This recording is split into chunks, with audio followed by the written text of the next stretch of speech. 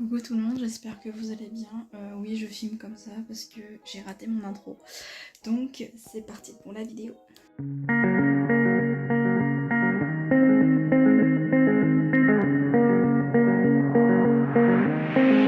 Mais après, moi, ça m'énerve un peu, c'est que les personnes ont dit ouais, cette personne est handicapée, machin. Moi, quelqu'un est en situation de handicap, quelqu'un a un handicap, machin. Et j'ai l'impression. Bon, c'est la société qui fonctionne comme ça, mais on met tout le monde dans des boîtes. C'est un truc de malade. Moi, j'en ai un peu marre, quoi. Chacun a sa manière de fonctionner, chacun est différent, quoi. Donc, pourquoi on les met chacun dans des boîtes comme ça? On les regroupe. Bah non, tout le monde est différent. Même s'ils ont un handicap, ils sont différents quand même. Même s'ils ont le même handicap, leur handicap est quand même différent, quoi. Parce qu'on met un nom sur un handicap, on donne un nom à un handicap, mais dans chaque personne, l'handicap est différent. Bon, la base est la même, base entre guillemets, mais c'est pas la même chose chez une personne. Surtout dans l'handicap invisible, hein, c'est complètement différent chez chaque personne, mais je vous en parlerai après. Et du coup, je vais parler du coup de mes handicaps. Et je vous en ai parlé dans plusieurs vidéos que j'allais vous en parler, donc du coup je vais vous en parler maintenant, mais je vais pas aller dans les détails parce que souvent dans des vidéos comme ça, quand on parle de chacun de nos handicaps, beaucoup de vidéos, on m'a prévenu beaucoup de fois, mais tout le monde le dit, de faire attention parce que beaucoup vont en parler et ils vont faire croire aux autres que tout le monde l'a. Bah, c'est pas croire, mais c'est l'influence que ça fait à la vidéo sur la personne qui la regarde, donc j'ai pas trop envie de faire ça parce que on peut avoir les mêmes symptômes que la personne. Ça s'appelle symptômes dans l'handicap, symptômes. Je sais pas pourquoi je mets des guillemets, mais c'est plus compréhensible pour moi. Par exemple, quelqu'un a ce symptôme, hop, directement, tiens, il a cet handicap, tiens, il a ce trouble-là, machin et tout. Non, même si t'as un symptôme, t'es pas obligé d'avoir ce trouble-là, cet handicap-là. Ça peut être autre chose, ça peut être juste normal. Comme je vous dis, la norme, être dans la norme. Si t'es pas dans la norme, t'es dans une case. Voilà, je reprends ce que j'ai dit avant. Mais voilà, du coup, moi, je vais vite fait les citer et je vais vite fait les définir vite fait. Du coup, le premier que j'ai découvert, c'était qu'au lycée, à ma première année de première, parce que j'ai redoublé ma première, comme je vous l'ai dit dans la dernière vidéo, dans la vidéo, celle-ci, je vous mets dans le petit là-haut. C'est à cause de ça que j'ai redoublé ma première, mais du coup j'ai découvert que j'étais dyslexique. Et dans la dyslexie, c'est tout ce qui est le trouble de l'apprentissage, principalement des difficultés de lecture, de compréhension, la lenteur de lecture, bon ça c'est la lecture. Et bon, je vous ferai des anecdotes plus tard dans l'école où vraiment, à cause de cette dyslexie-là, c'était un peu l'horreur. Mais ça, je vous ferai dans une autre vidéo, je pense. Voilà, je vais pas blablater dessus, c'est en général. Et comme je vous ai dit, tout le monde n'est pas dyslexique, d'accord? Parce que c'est souvent ça dans les vidéos comme ça, hop, on parle d'un handicap, on parle des symptômes, tout le monde a l'handicap. Non, c'est pas possible. T'as un symptôme, t'as un trouble, oui d'accord, mais tu peux pas avoir cet handicap-là, tu peux pas avoir ce trouble 10. Faut que tu vois un professionnel pour qu'il te diagnostique vraiment ça en fait. Parce que c'est pas avec toi-même, grâce à des vidéos, tu vas te dire ah bah c'est bon en fait j'ai ça, c'est ça qui résout tout ça. C'est à cause de ça que j'ai tout ça, non. Faut pas penser comme ça. Bon voilà, je parle encore de ça, mais c'est que ça m'énerve un peu. Et l'autre trouble 10 que j'ai découvert il y a quelques mois, du coup, oui je vais en parler dans la prochaine vidéo, qu'il y a beaucoup de retard dans les diagnostics, dans les troubles 10 surtout. Il y a beaucoup de retard dans le niveau scolaire, sur le retard des diagnostics des troubles 10, mais je vous en parle un peu plus tard. Alors moi je l'ai découvert l'été dernier, que j'étais dysgraphique, donc c'est une lenteur de l'écriture ou ça peut être différent chez d'autres personnes, ils ont du mal à bien former des lettres, et trucs comme ça. Et le deuxième que j'ai découvert il y a que 2-3 mois là, j'ai le TDAH, c'est un trouble de l'attention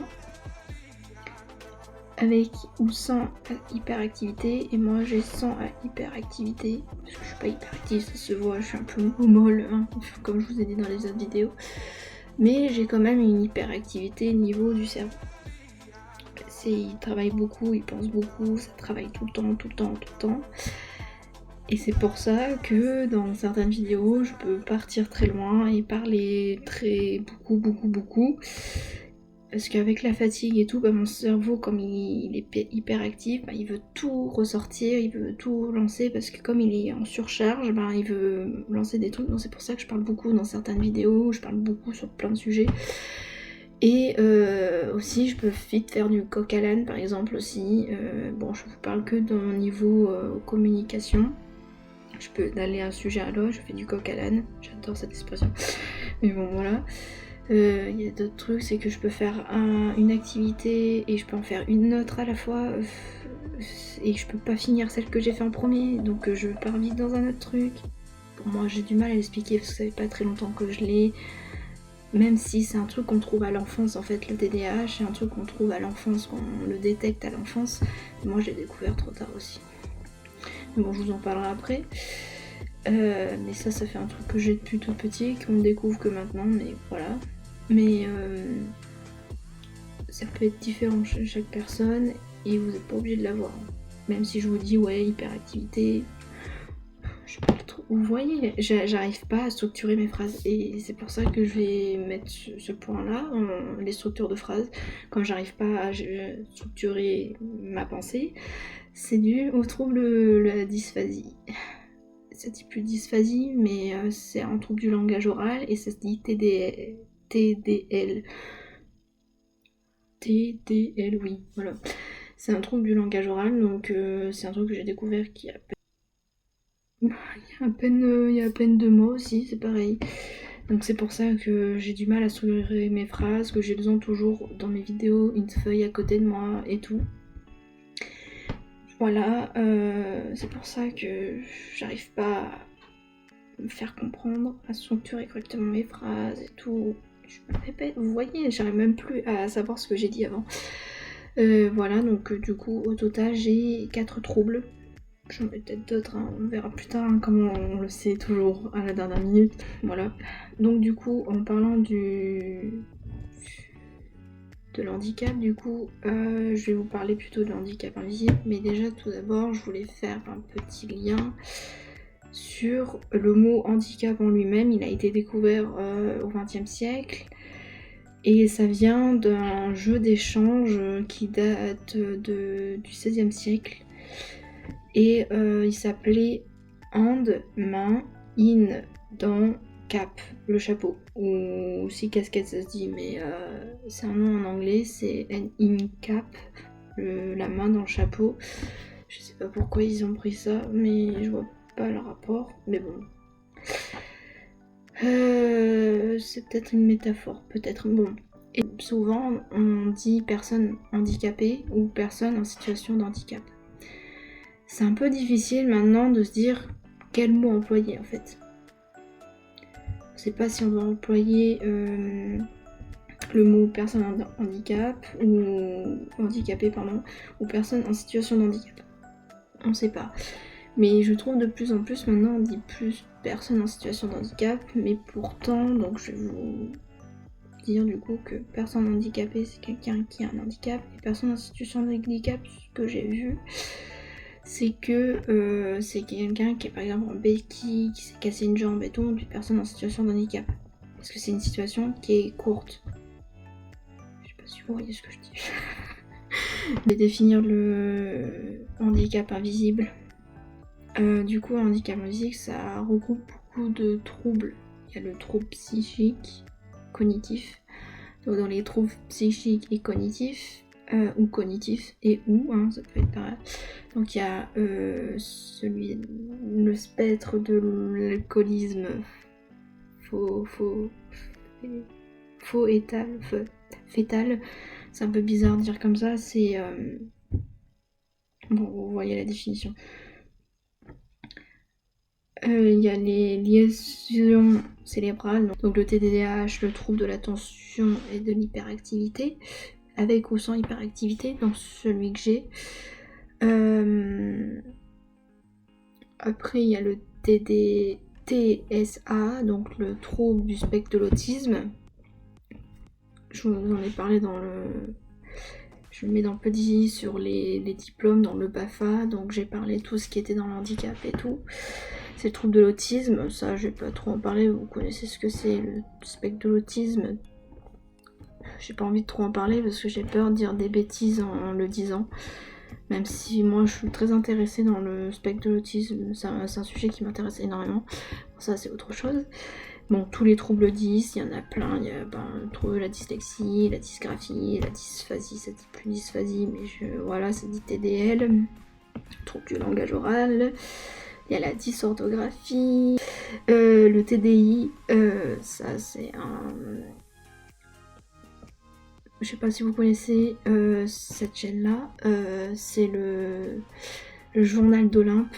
C'est une fille qui a le TDAH, le TDI, et c'est tout, je crois, je sais plus. Mais j'aime bien sa chaîne. Mais par contre, bon, je vous en ai déjà parlé au début de la vidéo, donc faut faire attention de ce qu'elle dit. Vous n'êtes pas obligé d'avoir tous ces troubles-là.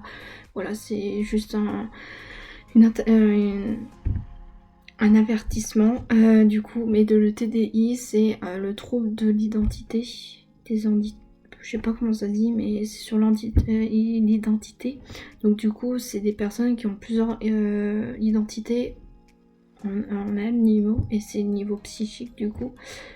Et du coup, à chaque situation, ils changent d'identité.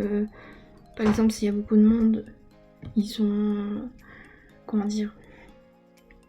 Ils ont une identité plus sociable, machin. Ils changent d'identité souvent. Il peut être plusieurs, hein, voilà, bon ça, ils sont pas fous. Je sens les gens, ils vont dire oh mais ils sont fous, ils ont plusieurs identités dans la tête, ils ont plusieurs mondes dans leur tête. Non mais il faut arrêter. Ils ont eu beaucoup de traumatismes, ces personnes-là, dans leur enfance et tout. Ils ont eu beaucoup de chocs émotionnels, beaucoup de chocs... je sais pas comment expliquer, c'est très très dur. Donc c'est pas qu'ils sont faux, c'est qu'ils essayent de compenser ces traumatismes. Donc leur cerveau, leur psychique, on va dire, se module, on va dire, un peu en fonction de chaque situation, de machin, et c'est très compliqué à expliquer, je pourrais pas, mais arrêtez de dire qu'ils sont fous. Il y a d'autres handicaps invisibles que je voulais parler. Il y a les hernies, il y a les souffles au cœur, le daltonisme, le sourd et malvoyant. Aussi, il y en a d'autres, c'est un autre domaine. Il y a le diabète, la sclérose en plaques et le sida. En 2021, pas dans une étude, mais on a vu que 80% des handicaps sont des handicaps invisibles. Il y a beaucoup d'handicaps invisibles. Et en France, en 2015, bon, c'est pas les mêmes chiffres que maintenant, mais je pense plus haut. On a trouvé des données quantitatives qui nous disent que 12 millions de Français sont en situation de handicap, je préfère dire ça. Et je pense que le niveau est élevé parce qu'ils ont pris les chiffres de 2015. En 2015, on était en France 65 millions, donc c'est pas les mêmes chiffres qu'aujourd'hui. Aujourd'hui, on est 68 millions presque, donc c'est pas les mêmes chiffres, donc ça sera plus de 12 millions, je pense, maintenant. On parlait beaucoup du milieu scolaire, et il y a un truc qui a vraiment, on va dire, révolutionné aujourd'hui, c'est que qu'à partir de 2005, il y a une loi qui dit que chaque personne ayant un handicap peut être inclus dans le milieu scolaire. Voilà, un truc comme ça. Mais ce qui est vraiment important de dire, c'est que souvent les personnes qui sont en situation de handicap ou des personnes handicapées sont souvent en cours à distance, donc avec le CNED. Avec CNED, oui. C'est des cours à distance que tu fais en fonction avec des profs en visio, ou c'est des profs qui viennent chez toi et tout, et tu travailles que chez toi. Voilà, donc il y a beaucoup de personnes dans cette situation-là qui sont beaucoup en cours à distance. Il y a même des écoles qui sont adaptées pour eux et tout, pour qu'ils peuvent réussir scolairement. Je pourrais dire sur ça, c'est que même si on est une personne en situation de handicap, on peut quand même réussir nos études. C'est pas un problème sur ça.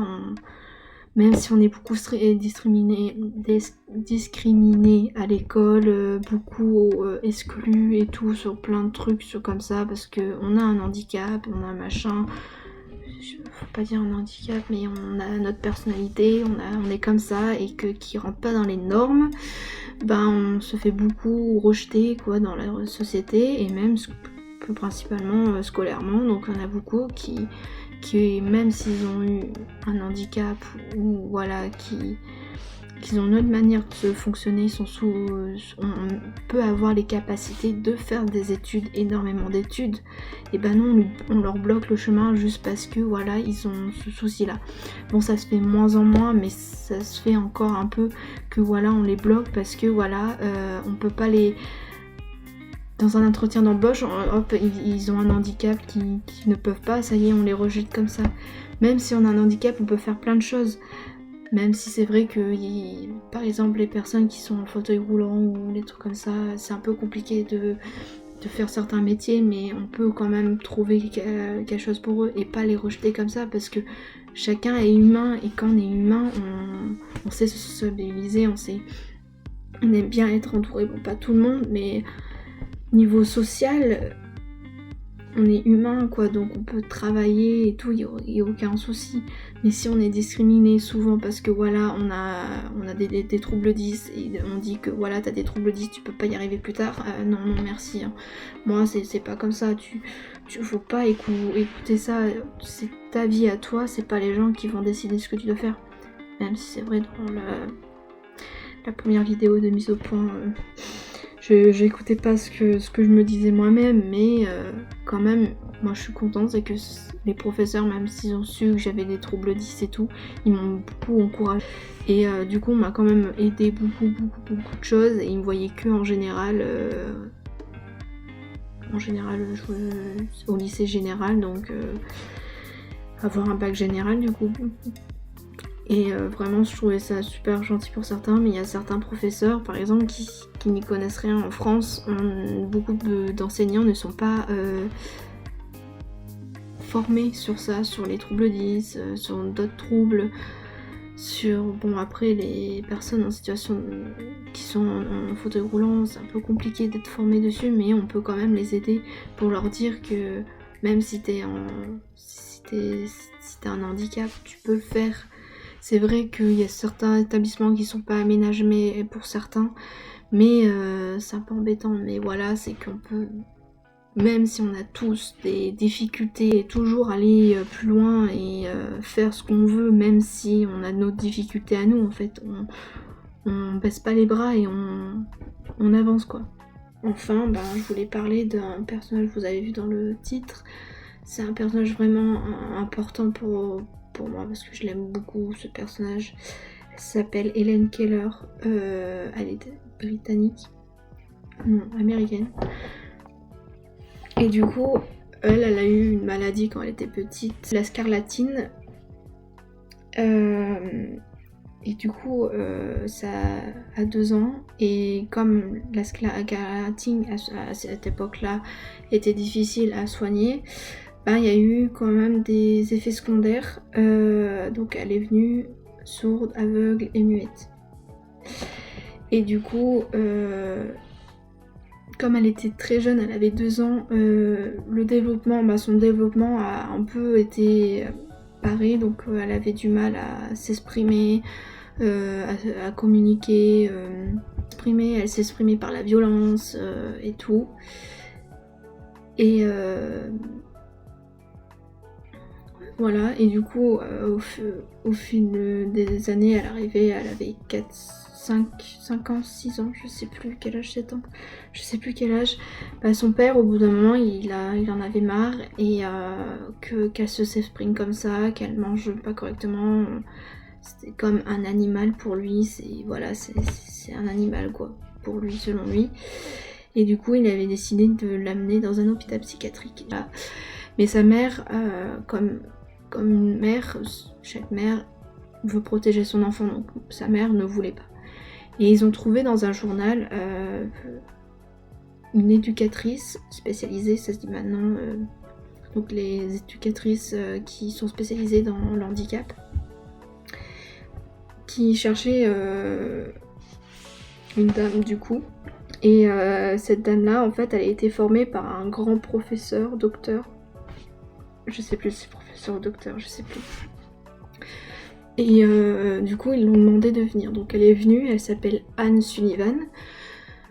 C'est rare que je retiens les noms, Anne Sullivan. Et du coup, c'est elle qui va l'aider au fil de sa vie à mieux gérer ses émotions, à mieux communiquer, tout. Donc il va lui apprendre le braille, apprendre à écrire, plein de trucs comme ça, à communiquer et tout. Et pendant son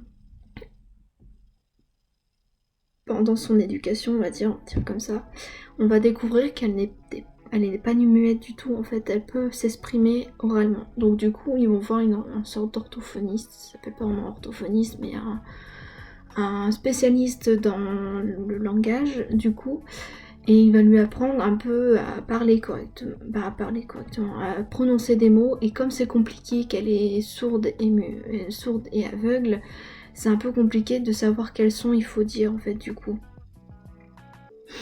Et du coup elle n'a pas la bonne articulation, le bon accent, on peut dire comme ça, la bonne prononciation, mais au fil du temps, au fil des années, suite à cette consultation, elle va avoir d'autres consultations bien sûr, et là elle va mieux s'exprimer, mais il y a encore des petits trucs qui ne vont pas, mais on arrive quand même à la comprendre. Et voilà, au fil du temps, bon, je vais pas trop parler, c'est hyper long. Et du coup, elle va être passionnée par les cours, elle va travailler et tout, et son plus grand rêve, c'est aller à Harvard. Et du coup, pour faire ses études, Harvard, c'était très masculin, donc c'était un peu compliqué d'y entrer. Mais elle a cravaché, elle était tellement déterminée à faire des grandes études et tout, même si voilà, elle était sourde et aveugle. Du coup, elle a travaillé, elle a fait des grandes écoles et tout, elle est venue écrivaine, elle voulait venir écrivain parce qu'elle adorait écrire et tout. Et du coup, elle a écrit ce livre-là, l'histoire de ma vie, c'est ça. Du coup, elle raconte toute son histoire et tout dedans. Et il y a une version collège qui m'a beaucoup appris beaucoup de choses, donc celui-là. Et celui-là, c'est celui qui m'a fait un peu comprendre sa vie. Et ce qui est vraiment bien dans ces deux livres-là, c'est que vraiment on voit quand même cette personne-là qui a de la détermination, et que même si on a un handicap, et comme je vous l'ai dit, un handicap ou un trouble, on peut toujours faire ce que l'on veut dans la vie. On peut pas se rester braqué à cause des autres qui disent que tu peux pas le faire. Non, tu peux. Plein de personnes lui a dit, il y a beaucoup de monde qui lui disait qu'elle pouvait pas parce que voilà, elle avait un handicap, 2 handicaps même, elle pouvait pas. Mais elle a pas voulu écouter, elle est allée, parce qu'elle s'est écoutée elle-même. Vraiment, elle était tellement déterminée et tout. Il y avait beaucoup d'auteurs Vous verrez dans ses livres, il y a beaucoup d'auteurs, écrivains aussi, des poètes et tout, très connus, je sais plus leur nom, mais il y en avait plein qu'elle a rencontrés dans sa vie. Même eux, ils étaient choqués par son écriture, enfin choqués, ils étaient surpris par son écriture, elle avait tellement de talent dans l'écriture et tout. Même eux, les poètes et les écrivains, eux par contre, ils sont contrairement aux autres professeurs et tout, aux docteurs et plein d'autres personnes, ils leur ont dit qu'elle avait tellement de talent et qu'il fallait qu'elle poursuive ses rêves et tout, c'était un truc de fou. Et ça c'est impressionnant et du coup elle a réussi à aller à Harvard et tout, c'est vraiment incroyable. Même là elle allait voir des personnes après la guerre, elle a fait beaucoup de conférences, elle a rassuré tout le monde que c'est un truc de fou. Et ce qui est un peu triste c'est que sa tutrice elle est morte quelques temps après ses études et après la mort de son éducatrice Anne Sullivan, elle a écrit un livre sur elle, sur son éducatrice, parce qu'elle l'a gardé toute sa vie, son éducatrice, elle a toujours été là, c'est comme une AESH, maintenant ça s'appelle AESH, c'est quelqu'un qui t'aide niveau scolairement et tout, et ben c'est elle qui est toujours là, mais elle n'était pas scolairement, elle était même dans la maison à l'aider à préparer à manger et tout, elles vivaient tout le temps ensemble toutes les deux, et elles ont fait pas le même parcours, mais elles ont fait Anne Sullivan a suivi le parcours de Helen Keller jusqu'à sa mort, quoi. Et aussi, je vais finir par ça, je vais finir de son histoire par ceci qui m'a beaucoup, là par contre, je peux pas le laisser passer, je suis désolée, là je vais donner mon avis. Beaucoup de cirques, et ça c'est un truc de malade. Des cirques lui demandaient de venir pour dire un discours avant le cirque, avant la représentation. J'ai dit non mais c'est pas normal, juste parce qu'elle est sourde et muette, sourde et aveugle, que voilà, elle a un handicap, elle est différente, voilà, il faut la traiter comme un animal, voilà, il faut qu'elle fasse des discours devant un cirque. C'est un truc de malade, on n'utilise pas une personne pour ça. C'est vrai que dans les cirques, oui, on a toujours eu cette optique-là que, par exemple, l'éléphant, je sais pas, vous connaissez, je mets la photo là, mais l'éléphant, ça aussi, c'est une autre histoire, mais bon, j'en parlerai pas. Cette personne a juste une malformation, voilà, et c'est un truc à lui, quoi. Ça peut être un handicap aussi, mais il a une malformation, on va le traiter comme de la merde et qu'il peut rien faire de sa vie. Donc on l'a utilisé dans des cirques pour l'humilier devant tout le monde. Moi j'ai l'impression que c'est pareil. Avec Helen Keller, on l'a pris dans un cirque pour qu'elle fasse un discours, juste parce qu'elle avait une particularité qui était pas normale. Voilà, mais au bout d'un moment, elle s'est rendue compte d'un truc, Helen Keller, et elle a arrêté d'y aller du coup. Voilà, et pour finir cette vidéo, parce qu'elle vient très très très longue, du coup, ce que je vais faire aussi dans ma chaîne, parce que c'est aussi ça, mise au point, c'est aussi parler de ma chaîne, du coup, je pense faire des shorts sur YouTube, je vais essayer de voir si j'y arrive, parce que c'est tout nouveau. Je vais peut-être faire des petits trucs d'histoire parce que beaucoup de vidéos d'histoire là que j'ai fait, bon je n'ai pas fait beaucoup mais j'en ai fait certaines, ça me fatigue beaucoup mentalement, mais beaucoup. Et à cause de tous mes troubles et tout mon handicap, donc du coup je vais essayer de m'adapter à ça avec cette fatigue là, donc je vais essayer de faire des petits shorts sur certains domaines d'histoire, comme ça sera pas trop long et ça sera moins pesant.